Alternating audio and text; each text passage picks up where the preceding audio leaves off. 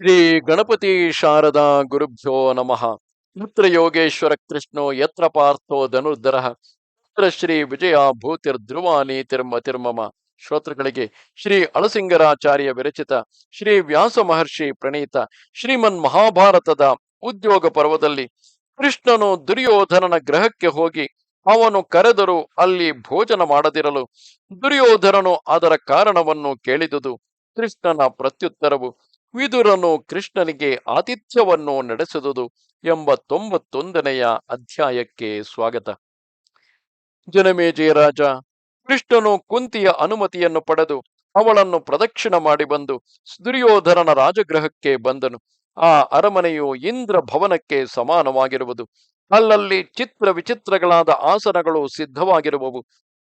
ಕೃಷ್ಣನು ಆ ಅರಮನೆಯ 3 ತೊಟ್ಟಿಗಳನ್ನು ದಾಟಿ ಮುಂದೆ ಹೋದನು.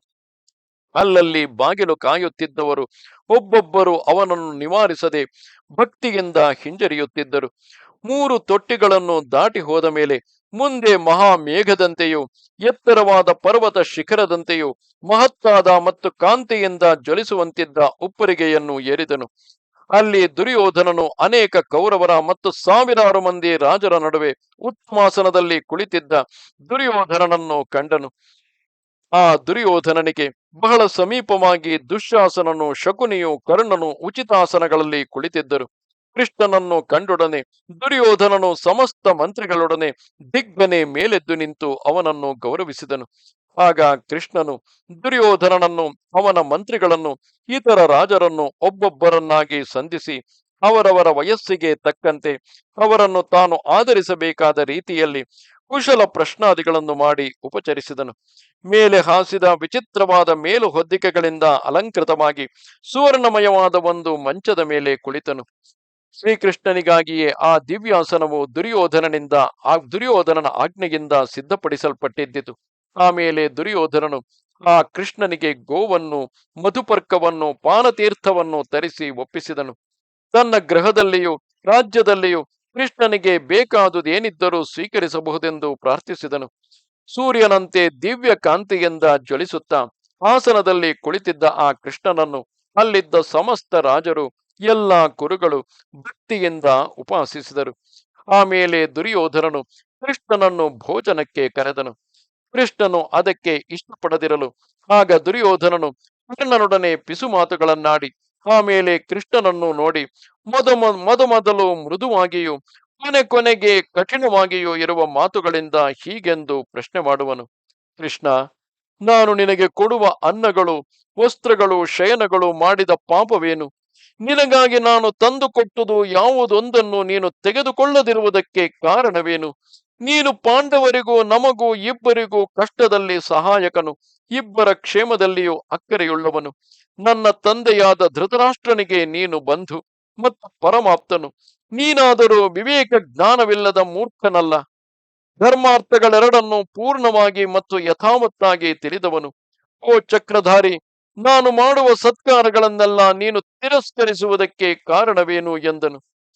ಓ ಜನಮೇಜಯ ರಾಜ, ದುರ್ಯೋಧನನು ಈ ಪ್ರಶ್ನೆಯನ್ನು ಕೇಳಲು ಕೃಷ್ಣನು ತನ್ನ ಕೈಯನ್ನೆತ್ತಿ ಮೇಘ ಗಂಭೀರ ಧ್ವನಿಯಿಂದ ಸಹೇತುಕವಾಗಿಯೂ ಘನವಾಗಿಯೂ ಸ್ಪಷ್ಟವಾಗಿಯೂ ಶುದ್ಧವಾಗಿಯೂ ಇರುವ ವಾಕ್ಯಗಳಿಂದ ಹೀಗೆಂದು ಹೇಳುವನು. ಓ ಕೌರವೇಂದ್ರ, ನೀನು ಹೇಳಿದುದು ವಾಸ್ತವವೇ. ನಾನು ಪಾಂಡವರ ಕಡೆಯ ದೂತನಾಗಿ ಬಂದವನು. ದೂತನಾಗಿ ಬಂದವರು ತಾವು ಬಂದ ಕಾರ್ಯವನ್ನು ಅನುಕೂಲವಾಗಿ ಮುಗಿಸಿಕೊಂಡ ಹೊರತು ಇತರ ಪಕ್ಷದವರ ಪೂಜೆಗಳನ್ನು, ಪುರಸ್ಕಾರಗಳನ್ನು ಅವರು ಗ್ರಹಿಸುವವರಲ್ಲ. ಆದುದರಿಂದ ನಾನು ಬಂದ ಕಾರ್ಯವು ಮುಗಿದು ಕೃತಾರ್ಥನಾಗಿ ಹಿಂತಿರುಗುವಾಗ ನನಗೂ ನನ್ನ ಕಡೆಯವರಿಗೂ ನೀನು ಬೇಕಾದ ಸತ್ಕಾರಗಳನ್ನು ಮಾಡು ಎಂದನು. ಅದಕ್ಕೆ ಆ ದುರ್ಯೋಧನನು, ಓ ಜನಾರ್ದನ, ಹೇಗಿದ್ದರೂ ನೀನು ನಮ್ಮ ವಿಷಯದಲ್ಲಿ ಹೀಗೆ ನಡೆದುಕೊಳ್ಳುವುದೇನೋ ನ್ಯಾಯವಲ್ಲ. ನೀನು ಬಂದ ಕಾರ್ಯದಲ್ಲಿ ಕೃತಾರ್ಥನಾದರೂ ಆಗದಿದ್ದರೂ ನಮ್ಮಲ್ಲಿಗೆ ಬಂದ ನಿನ್ನನ್ನು ಆದರಿಸಬೇಕಾದುದು ನಮ್ಮ ಕರ್ತವ್ಯವು. ನಿನ್ನನ್ನು ದೂತನೆಂಬ ಭಾವದಿಂದ ನಾವು ಪೂಜಿಸುವವರಲ್ಲ, ಬಂಧುತ್ವ ಭಾವದಿಂದ ನಿನ್ನನ್ನು ಸತ್ಕರಿಸುವೆವು. ಆದರೆ ನೀನು ನಮ್ಮ ಪ್ರೀತಿಗೆ ಅವಕಾಶ ಕೊಡದೆ ನಮ್ಮ ಪ್ರಯತ್ನವನ್ನೆಲ್ಲ ವಿಫಲ ಮಾಡುವೆ. ನೀನು ಮಾಡುವ ಸತ್ಕಾರಗಳನ್ನು ನಾವು ಮಾಡುವ ಸತ್ಕಾರಗಳನ್ನು ನೀನು ನಿರಾಕರಿಸುವುದಕ್ಕೆ ನಿಜವಾದ ಕಾರಣವೇನೆಂಬುದು ಇನ್ನೂ ನಮಗೆ ತಿಳಿಯಲಿಲ್ಲ. ನಾವು ಸ್ನೇಹ ಗೌರವಗಳಿಂದ ಕೊಡಬೇಕೆಂದಿರುವ ಸತ್ಕಾರಗಳನ್ನು ನೀನು ಹೀಗೆ ನಿರಾಕರಿಸುವುದೇಕೆ? ನಮಗೆ ನಿನ್ನಲ್ಲಿ ವೈರವೂ ಇಲ್ಲ, ಕಲಹವೂ ಇಲ್ಲ. ನೀನು ಇದನ್ನೆಲ್ಲ ತಿಳಿದಿದ್ದು ಈ ಮಾತನ್ನಾಡುವುದು ಯುಕ್ತವಲ್ಲ ಎಂದನು. ಆಗ ಕೃಷ್ಣನು ನಗುತ್ತಾ ದುರ್ಯೋಧನನನ್ನು ಕುರಿತು, ಅವನ ಮಂತ್ರಿಗಳಾದ ಕರ್ಣಾದಿಗಳೆಲ್ಲರೂ ಕೇಳುತ್ತಿರುವ ಹಾಗೆಯೇ, ಓ ಕೌರವೇಂದ್ರ, ನಾನು ಕಾಮದಿಂದಾಗಲಿ ಕೋಪದಿಂದಾಗಲಿ ಧರ್ಮವನ್ನು ಮೀರಿ ಹೋಗತಕ್ಕವನಲ್ಲ. ಮನುಷ್ಯನು ಮತ್ತೊಬ್ಬರ ಮನೆಯಲ್ಲಿ ಭೋಜನ ಮಾಡುವುದಕ್ಕೆ ಮುಖ್ಯ ಕಾರಣಗಳೆರಡು. ಪ್ರೀತಿಗಾಗಿ ಊಟ ಮಾಡುವುದೊಂದು, ಕಷ್ಟಕ್ಕೆ ಸಿಕ್ಕಿ ಅನ್ನವಿಲ್ಲದಿದ್ದಾಗ ಇತರರಲ್ಲಿ ಭೋಜನವನ್ನು ಪಡೆಯುವುದೊಂದು. ಈಗ ನಾನು ನಿನ್ನಲ್ಲಿ ಭೋಜನ ಮಾಡುವುದಕ್ಕೆ ಈ ಎರಡೂ ಕಾರಣಗಳು ಇಲ್ಲ. ನೀನು ನಮ್ಮಲ್ಲಿ ಪ್ರೀತಿಗಾಗಿ ಇದನ್ನು ಕೊಡತಕ್ಕವನೂ ಅಲ್ಲ. ನಾವು ಇಲ್ಲಿಗೆ ಅನ್ನವಿಲ್ಲದ ಕಷ್ಟದಿಂದ ಬಂದವರೂ ಅಲ್ಲ. ಓ ರಾಜ, ಶತ್ರುಗಳ ಅನ್ನವನ್ನು ಭುಜಿಸಬಾರದು, ಶತ್ರುವನ್ನು ಕರೆದು ಭೋಜನವನ್ನು ಇಕ್ಕಲೂಬಾರದು ಎಂಬ ನೀತಿಯುಂಟು. ನಾನೇನೋ ಈಗ ನಿನಗೆ ಶತ್ರುವೆ, ಏಕೆಂದರೆ ನೀನು ಪಾಂಡವರನ್ನು ದ್ವೇಷಿಸುವೆ. ಆ ಪಾಂಡವರೈವರು ನನಗೆ ಪಂಚ ಪ್ರಾಣಗಳಾಗಿರುವರು. ನೀನು ಹುಟ್ಟಿದುದು ಮೊದಲು ಪಾಂಡವರನ್ನು ನಿಷ್ಕಾರಣವಾಗಿ ದ್ವೇಷಿಸುತ್ತಲೇ ಇರುವೆ. ಅವರಾದರೂ ನಿನ್ನಲ್ಲಿ ಸಹಜವಾದ ಪ್ರೀತಿಯುಳ್ಳವರು, ನಿನಗೆ ಸಹೋದರರು, ನಿನ್ನ ಮನಸ್ಸಿಗೆ ತಕ್ಕಂತೆ ಹೋಗತಕ್ಕವರು, ಎಲ್ಲಾ ಗುಣಗಳಿಂದಲೂ ತುಂಬಿದವರು.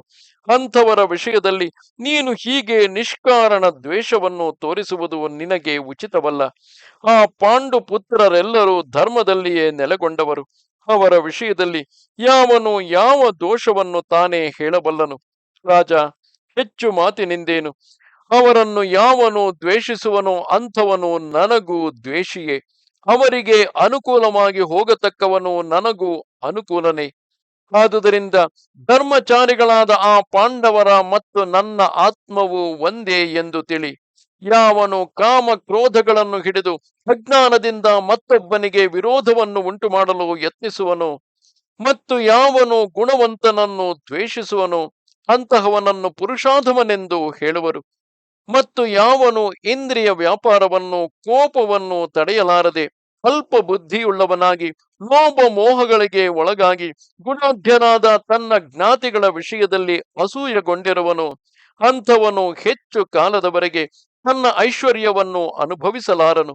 ಯಾವನು ತನ್ನ ಮನಸ್ಸಿಗೆ ಸೇರದವನಾಗಿದ್ದರೂ ಗುಣಾಢ್ಯರಾದವರನ್ನು ಪ್ರೀತಿಯಿಂದ ತನ್ನ ಕಡೆಯವರನ್ನಾಗಿ ಮಾಡಿಕೊಳ್ಳುವುದಕ್ಕೆ ಯತ್ನಿಸುವನು, ಅವನೇ ಬಹುಕಾಲದವರೆಗೆ ಕೀರ್ತಿಯನ್ನು ಪಡೆಯುವನು. ದುರ್ಯೋಧನ, ಹೆಚ್ಚು ಮಾತಿನಿಂದೇನು? ನಿನ್ನ ನಿಜವಾದ ಅಭಿಪ್ರಾಯವನ್ನು ಹೇಳುವೆನು ಕೇಳು. ನಿಮ್ಮೆಲ್ಲರ ಅನ್ನವು ನನ್ನ ಭಾಗಕ್ಕೆ ದೋಷಯುಕ್ತವೇ ಎಂದು ನನಗೆ ತೋರಿರುವುದರಿಂದ ಭೋಜನಾರ್ಹವಲ್ಲ. ಆ ವಿದುರನೊಬ್ಬನ ಅನ್ನವೇ ನನಗೆ ಭೋಗ್ಯವೆಂಬುದು ನನ್ನ ಮನಸ್ಸಿನ ನಿಶ್ಚಯವು ಎಂದನು. ಓ ಜನಮೇಜಯ ರಾಜ, ಕೃಷ್ಣನು ದುರ್ಯೋಧನನಿಗೆ ಈ ಮಾತನ್ನು ಹೇಳಿ ಒಡನೆಯೇ ಆ ಸ್ಥಳವನ್ನು ಬಿಟ್ಟು ಹೊರಟು ಅಲ್ಲಿಂದ ನೆಟ್ಟಗೆ ತಿರುಗಿ ಮಹಾತ್ಮನಾದ ವಿದುರನ ಮನೆಗೆ ಬಂದನು. ಇಲ್ಲಿ ಗಮನಿಸಿದರೆ ಶ್ರೀಕೃಷ್ಣನು ಕೇವಲ ದುರ್ಯೋಧನನ ಅನ್ನವನ್ನು ಮಾತ್ರವೇ ಅಲ್ಲ, ಜೊತೆಯಲ್ಲಿಯೇ ಧೃತರಾಷ್ಟ್ರನ, ಭೀಷ್ಮ ದ್ರೋಣಾದಿಗಳೆಲ್ಲರ ಅನ್ನವನ್ನು ತಿರಸ್ಕರಿಸುತ್ತಿರುವನು. ವಿದುರನೊಬ್ಬನ ಅನ್ನವನ್ನು ಮಾತ್ರವೇ ಸ್ವೀಕರಿಸುತ್ತಿರುವನು. ಏಕೆಂದರೆ ವಿದುರನೊಬ್ಬನಿಗೆ ಮಾತ್ರವೇ ನಿಷ್ಕಲ್ಮಷವಾದ ಮನಸ್ಸಿನಿಂದ ಧರ್ಮಿಷ್ಠರಾದವರಲ್ಲಿ ಈ ಪ್ರೇಮವಿರುವುದು. ಯಾರು ಧರ್ಮಿಷ್ಠರನ್ನು ಪ್ರೇಮಿಸುವರೋ ಅವರನ್ನೇ ಕೃಷ್ಣನು ಒಪ್ಪಿಕೊಳ್ಳುವನು.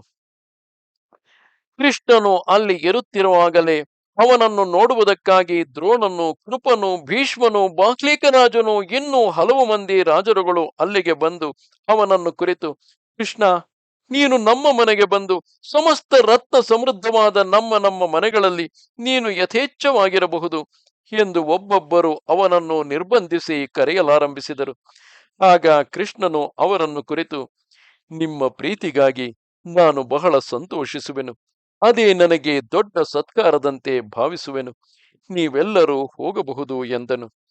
ಓ ಜನಮೇಜಯ ರಾಜ, ಕೃಷ್ಣಾಜ್ಞೆಯಿಂದ ಅವರೆಲ್ಲರೂ ಹೊರಟು ಹೋದ ಮೇಲೆ ವಿದುರನು ಕೃಷ್ಣನಿಗೆ ಬೇಕು ಬೇಕಾದ ಉಪಚಾರಗಳಿಂದ ತನ್ನ ಸರ್ವ ಪ್ರಯತ್ನದಿಂದಲೂ ಅವನನ್ನು ಸತ್ಕರಿಸಿದನು. ಮಹಾತ್ಮನಾದ ಕೃಷ್ಣನಿಗಾಗಿ ಶುದ್ಧವಾಗಿಯೂ ರಸವತ್ತಾಗಿಯೂ ಗುಣವುಳ್ಳವುಗಳಾಗಿಯೂ ಇರುವ ನಾನಾ ಬಗೆಯ ಅನ್ನ ಪಾನಗಳನ್ನು ತಂದೊಪ್ಪಿಸಿದನು. ಕೃಷ್ಣನು ಅವುಗಳಿಂದ ಮೊದಲು ವೇದವೇತ್ತುಗಳಾದ ಬ್ರಾಹ್ಮಣರನ್ನು ತೃಪ್ತಿಗೊಳಿಸಿ ಅಲ್ಲಿಗೆ ಬಂದವರಿಗೆಲ್ಲ ವಿಶೇಷ ದ್ರವ್ಯಗಳನ್ನು ಕೊಟ್ಟನು. ಆ ಬ್ರಾಹ್ಮಣರೆಲ್ಲರೂ ಭೋಜನದಿಂದ ತೃಪ್ತರಾಗಿ ಆಸನದಲ್ಲಿ ಕುಳಿತ ಮೇಲೆ ವಿದುರನು ಕೃಷ್ಣನಿಗಾಗಿ ಅತ್ಯಂತ ಶ್ರದ್ಧೆಯಿಂದ ಶುದ್ಧವಾದ ಅನ್ನವನ್ನು ತಂದು, ಓ ಗೋವಿಂದ, ಇದು ನಾನು ಕೊಟ್ಟುದನ್ನು ನೀನು ಪ್ರೀತಿಯಿಂದ ಸ್ವೀಕರಿಸಬೇಕು. ರಾಜಯೋಗ್ಯವಲ್ಲದುದರಿಂದ ಎಲ್ಲರಿಗೂ ತಿಳಿಯುವಂತೆ ತರುವುದಕ್ಕೆ ನಾಚಿಕೆಗೊಂಡು ಇದ್ದುದನ್ನು ಮುಚ್ಚಿ ತಂದಿರುವೆನು. ಇದರಿಂದಲೇ ನೀನು ತೃಪ್ತನಾಗಬೇಕು. ನಮ್ಮಲ್ಲಿ ಇರತಕ್ಕ ಐಶ್ವರ್ಯವೆಲ್ಲ ಇಷ್ಟೇ. ನಿನ್ನನ್ನು ವಿಶೇಷವಾಗಿ ತೃಪ್ತಿಗೊಳಿಸಲು ಯಾರಿಗೆ ತಾನೇ ಸಾಧ್ಯವು ಎಂದನು. ಈ ಮಾತನ್ನು ಕೇಳಿ ಕೃಷ್ಣನು ದೇವಗಣಗಳಿಂದ ಪರಿವೃತನಾದ ದೇವೇಂದ್ರನಂತೆ ತನ್ನ ಅನುಚರರೆಲ್ಲರೊಡನೆ ಸೇರಿ ಆ ವಿದುರನು ತಂದುಕೊಟ್ಟ ಬ್ರಾಹ್ಮಣ ಶೇಷಾನ್ನವನ್ನು ಸಂತೋಷದಿಂದ ಭುಜಿಸಿದನು. ಅವನು ಊಟಕ್ಕೆ ಕುಳಿತಿರುವಾಗ ಸೂತ ಮಾಗಧರೆ ಮೊದಲಾದ ಹೊಗಳು ಭಟರು ಇಂಪಾದ ಸ್ತುತಿವಾಕ್ಯಗಳಿಂದ ಸ್ತುತಿಸುತ್ತಿದ್ದರು. ಇದು 91ನೆಯ ಅಧ್ಯಾಯವು. ನಮಸ್ತೆ ಶಾರದೆ ದೇವಿ ಕಾಶ್ಮೀರ ಪುರವಾಸಿನಿ ತ್ವಾಮಹಂ ಪ್ರಾರ್ಥಯೇ ನಿತ್ಯಂ ವಿದ್ಯಾದಾನಂಚ ದೇಹಿಮೆ. ನಮಸ್ಕಾರ.